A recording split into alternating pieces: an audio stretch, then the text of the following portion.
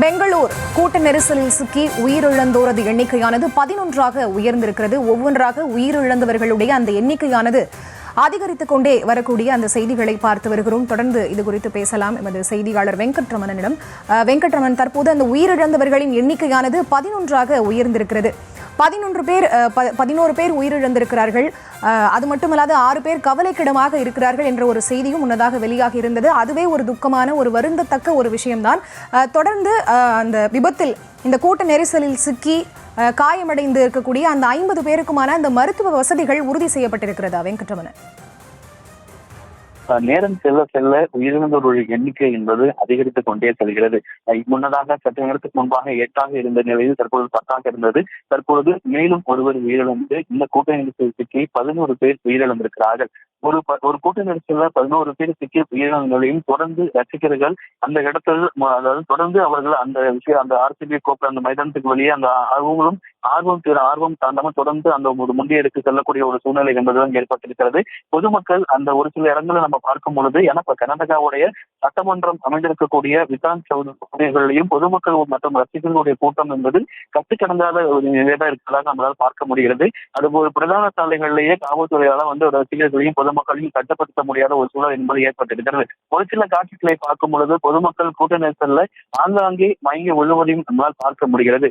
அதாவது அந்த மயங்கி விழக்கூடிய இடத்திலிருந்து அவர் அருகே இருக்கக்கூடிய மருத்துவமனைக்கோ அல்லது ஆம்புலன்ஸ்க்கோ கொண்டு செல்லப்படுவதை ஒரு பெரிய சவாலான விஷயமாக பார்க்கப்படுகிறது. ஏற்கனவே கர்நாடகாவுடைய துணை முதலமைச்சர் படுகாயம் அடைந்தவர்களுக்கும் அதே போல ஆபத்தான நிலையில் இருப்பவர்களுக்கு முன்னுரிமை அடிப்படையில் மருத்துவமனையில் சிகிச்சைகள் அளிக்கப்பட்டு வருவதாக தெரிவித்திருக்கிறார். மேலும் கூடுதலான பகுதியை சுற்றிலும் அழைத்து வரப்படும் என தெரிவிக்கப்பட்டிருக்கிறது. ஒரு பக்கம் ஒருத்தர் ஒரு இடத்துல மயங்கி விழுகிறாங்க அப்படின்னா அந்த இடத்துல இருந்து அவங்க ஆம்புலன்ஸ் கொண்டு வரதே காவல்துறைக்கு மிகப்பெரிய ஒரு சவாலாக இருக்கிறது. ஒரு சில பொதுமக்களும் இன்னமும் உயிரிழப்பு அதிகரித்து கொண்டிருக்கக்கூடிய இந்த ஒரு சூழ்நிலையில் ஒரு சில ரசிகர்கள் அதனையும் புறக்கணித்து விட்டு தொடர்ந்து இந்த விழா கொண்டாட்டத்தில் அவர்கள் தற்பொழுது கூட முன்னெடுத்து செல்லக்கூடிய ஒரு காட்சிகள் தான் நம்மளால் பார்க்க முடிகிறது. கர்நாடகாவுடைய சட்டமன்றம் அமைந்திருக்கக்கூடிய விதான் சௌதா சாலைகளிலுமே பொதுமக்களும் ரசிகர்களும் அதிக அளவு கூடியிருப்பதை நம்மளால் பார்க்க முடிகிறது. தொடர்ந்து பெங்களூர் சின்னசாமி மைதானத்துல வெளியே ரசிகர்கள் இன்னமும் தற்பொழுது கூட அந்த பகுதியில உயிரிழப்பு 11 தாண்டி இருக்கக்கூடிய நிலையிலுமே ரசிகர்கள் தற்பொழுது கூட அந்த இடத்தில் முண்டி அடித்து அந்த மைதானத்துக்குள்ளே செல்லக்கூடிய காட்சிகளை தான் பார்த்து வருகிறோம். காவல்துறை அதிக அளவு பாதுகாப்பு வகிக்கப்பட்டிருக்கிறார்கள். மேலும் அந்த பகுதிக்கு யாரும் உள்ளே வராதபடி அந்த சாலையை சுற்றி இருக்கக்கூடிய பகுதிகளில் தடுப்புகள் என்பது அமைக்கப்பட்டிருக்கிறது. உள்ளே இருக்கிற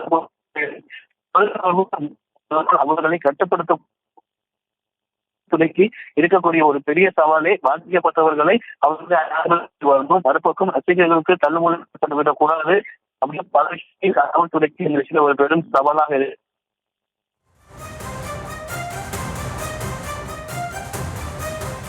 வெங்கட்ரமணன், தற்போது இந்த பெங்களூர் சின்னசாமி மைதானத்தில் கூட்ட நெரிசலில் சிக்கி 11 பேர் பலியாகி இருக்கக்கூடிய சூழல்ல பலியானவங்களையோ இல்ல காயமடைந்தவர்களையோ பெண்கள், குழந்தைகள் யாரேனும் இருக்கிறார்களா? அது பற்றிய விவரங்கள் கிடைத்திருக்கிறதா? தொடர்ந்து இந்த தகவலுக்கு அடிப்படையில 11 பேர் உயர்ந்திருப்பதாக தகவல்கள் கிடைக்கப்பட்டிருக்கிறது. அந்த 11 பேரும் யார் யார்கள், அவர்களுடைய பெயர்கள், விவரங்கள் என்ன என்பது குறித்து காவல்துறை தற்போது வரைக்கும் தெரிவிக்கப்படவில்லை. தொடர்ந்து அவர்கள் விவரம் தெரிவிக்கப்பட்டு தகவல் தெரிவிக்கப்படும் என தெரிவிக்கப்பட்டிருக்கிறது. மேலும் 6 பேர் கவலைக்கிடமாக இருக்கக்கூடியதாக சொல்லக்கூடிய நபர்களின் விவரங்களும் சேகரிக்கப்பட்டு அவர்களுடைய குழுக்களிலிருந்து தகவல் தெரிவிக்கப்படும் என கூறப்பட்டிருக்கிறது. முன்னதாக தற்பொழுது அவர்கள் அந்த கூட்ட நெரிசலில் சிக்கி இருப்பவர்களுக்கு மருத்துவமனையில கொண்டு போய் சேர்க்கணும் தகவல் கவனமாக இருக்கிறார்கள். அது மட்டும் இல்லாமல் அந்த உயிரிழந்த 11 பேர்ல எத்தனை ஆண், எத்தனை பெண்கள், அதே போல வயதானவர்கள் இருக்கிறார்களா, குழந்தைகள் யாராவது இருக்கிறார்களா உள்ளிட்ட விவரங்கள் தொடர்ந்து சேகரிக்கப்பட்டு வருவதாக தெரிவிக்கப்பட்டிருக்கிறது. முன்னதாக அதே போல இந்த தீவிரமான சிகிச்சை இருப்பவர்களும் அவர்களுடைய குடும்பத்தாருக்கும் தகவல்கள் கிடைக்கப்பட்டு அவர்கள் குடும்பத்தாருக்கு தகவல் தெரிவிக்கப்பட்டிருக்கிறது. உயிரிழந்த நபர்களுடைய விவரங்கள் இன்னும் சில மணி நேரத்துல கர்நாடகா காவல்துறை தரப்பிலிருந்து வெளியிடப்படும் என தெரிவிக்கப்பட்டிருக்கிறது. ரசிகர்கள் காவல்துறைக்கு ஒத்துழைப்பு வழங்க வேண்டும் என்கின்ற ஒரு கோரிக்கையும் காவல்துறை தரப்பில் முன்வைக்கப்பட்டிருக்கிறார்கள். ஒரு கர்நாடகா போன்ற ஒரு மாநில தலைநகர பெங்களூருல கூட்ட நெரிசலில் சிக்கி 11 பேர் உயிரிழந்ததையும் பொருட்படுத்தாமல் மேலும் ஒரு சில ரசிகர்கள் தற்பொழுது கூட மைதானத்திற்கு முன்பாக நின்று அவர்கள் முன்னெடுத்து அந்த உள்ள செல்லக்கூடிய ஒரு காட்சிகளை பார்க்க முடிகிறது. ரசிகர்கள் காவல்துறைக்கு உரிய ஒத்துழைப்பு தர வேண்டும். மேலும் உயிரிழப்பு ஏற்படாத வகையில இந்த கூட்டத்தை எப்படி கட்டுக்குள் கொண்டு வர வேண்டும் என்பது தொடர்பாக தான் காவல்துறைக்கு மிகப்பெரிய முன்கூட்டியாக இருக்கக்கூடிய ஒரு மிகப்பெரிய ஒரு சவாலாக பார்க்கப்படுகிறது. தொடர்ந்து ரசிகர்களும் ஒரு சில இடங்கள்ல அவர்கள் இன்னமும் அந்த ஆர்வத்துல அவங்க மைதானம் உள்ள செல்லக்கூடிய ஆர்வத்தில் செல்லுகின்ற காட்சிகள் பார்க்க முடிகிறது. தொடர்ந்து ஒரு பக்கம் உயிரிழப்புகள் அதிகரித்துக் கொண்டே இருக்கிறது. படுகாயம் அடைந்தவர்களுடைய எண்ணிக்கையும் அதிகரித்துக் கொண்டே இருக்கிறது. காவல்துறைக்கு ஒரு மிகப்பெரிய ஒரு சவாலான விஷயமாகத்தான் இது பார்க்கப்படுகிறது. வெங்கட்ரமணன், தற்போது பெங்களூர் சின்னசாமி மைதானத்தில் எதிர்பாராத விதமாக இப்படியான ஒரு அசம்பாவித நிகழ்வு, ஒரு துக்ககரமான நிகழ்வு நடந்திருக்கிறது. இதையும் தாண்டி இந்த திட்டமிட்டபடி RCB வெற்றி விழா நடைபெறும் என கூறப்பட்டிருக்கிறதா? என்ன விவரம்? நிச்சயமாக ஒரு வெற்றி விழாவில் இது போன்ற ஒரு சோக நிகழ்வு நடைபெற்றிருக்கிறதை காரணம் காட்டி இந்த நிகழ்வு நடைபெறுமா அப்படிங்கிற ஒரு கேள்வியுமே எழுந்திருக்கிறது. 18 ஆண்டுகளுக்கு பிறகு IPL கோப்பையை RCB வென்று RCB-யுடைய பெங்களூரு மைதானமான சின்னசாமி மைதானத்தில் அவர்கள் அந்த வெற்றி விழாவை என 11 பேர் உயிரிழந்திருக்கக்கூடிய ஒரு சம்பவம் பெரும் ஒரு சோக நிகழ்வாக அரங்கேறியிருக்கிறது. இதற்கு பிறகாக இந்த வெற்றி விழா தள்ளி வைக்கப்படும் அப்படிங்கிறதுக்கான வாய்ப்புகள் அதிக அளவு இருப்பதான தகவல்கள் கிடைக்கப்பட்டிருக்கிறது.